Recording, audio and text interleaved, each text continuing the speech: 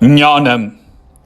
அன்பார்ந்தவர்களே, ஒரு முறை கங்கை கரையில் அமர்ந்து விவேகானந்தர் தியானம் செய்து கொண்டிருந்தார். அவரது சீடர் அவர் அருகில் அமர்ந்திருந்தார். அப்போது அங்கு வந்த ஒரு மேதை விவேகானந்தரிடம், நான் நிறைய படித்தவன், ஞானம் பெற்றவன், எனக்கு என்ன யோசனை சொல்ல விரும்புகிறீர்கள் என்று கேட்டார்.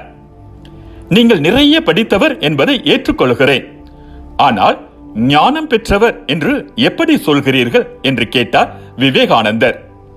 நான் 30 ஆண்டுகளாக கங்கையில் குளித்து வருகிறேன், சந்தியாவதனம் செய்கிறேன், இது ஒன்றே நான் ஞானம் பெற்றவன் என்பதற்கு சாட்சி என்றார் அந்த மேதை.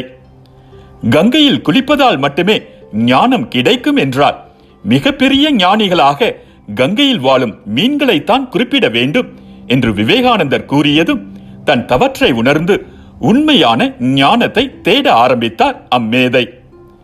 சிறிது நேரத்தில் ஒரு இளைஞர் விவேகானந்தரிடம் வந்தார். நீங்கள் கங்கையில் குளிக்க வேண்டாம், சந்தியாவதனம் செய்ய வேண்டாம் என்று சொல்லுகிறீர்கள். உண்மையில் நீங்கள் ஒரு புரட்சிகரமான குரு என்று விவேகானந்தரை புகழ்ந்தார். கங்கையில் குளிக்காதே என்று நான் எப்போது உன்னிடம் கூறினேன்? கங்கை ஒரு புனித நதி, அதிலே தினமும் குளி, அதே போன்று தினமும் சந்தியாவதனம் செய் என்றார் விவேகானந்தர். விவேகானந்தரின் அருகில் அமர்ந்து அனைத்தையும் கவனித்துக் கொண்டிருந்த சீடருக்கு சந்தேகம் வந்துவிட்டது. ஒருவரிடம் கங்கையில் குளித்தால் ஞானம் வராது என்கிறார், இன்னொருவரிடம் தினமும் கங்கையில் குளி என்கிறார். ஒவ்வொருவருக்கும் ஒவ்வொரு விதமாக பதில் சொல்கிறாரே என்ற குழப்பம் வந்தது. விவேகானந்தரிடமே தனது குழப்பத்தை வெளிப்படுத்தினார். குருவே, கங்கையில் குளிப்பது சரியா, குளிக்காமல் இருப்பது சரியா? நீங்கள் 2 பேரிடமும் வெவ்வேறு விதமாக பேசியதால் எனக்கு குழப்பம் ஏற்பட்டு விட்டது என்றார்.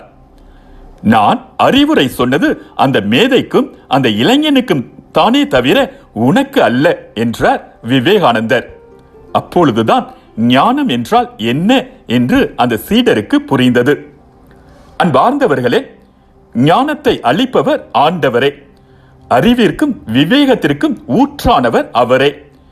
நீதிமொழிகள் ஆகமம் 2ஆம் அதிகாரம் 6வது இறைவசனம். மேதைக்கு எல்லாம் தெரியும், வாழ்க்கையை மட்டும் வாழ தெரியாது. அறியாமையுடன் 100 ஆண்டுகள் வாழ்வதை விட அறிவுடன் ஒரு நாள் வாழ்வது மேல். நமது அறிவு நமக்காகவே மட்டுமே பயன்படுகிறது என்றால் அது ஒருபோதும் பல மடங்காக பெருகாது. நமது அறிவால் பிறரது வாழ்வையும் இந்த சமுதாயத்தையும் வளப்படுத்துவோம். மீண்டும் மற்றொரு சிந்தனையோடு உங்களை சந்திக்கும் வரை விடை பெறுகிறேன்.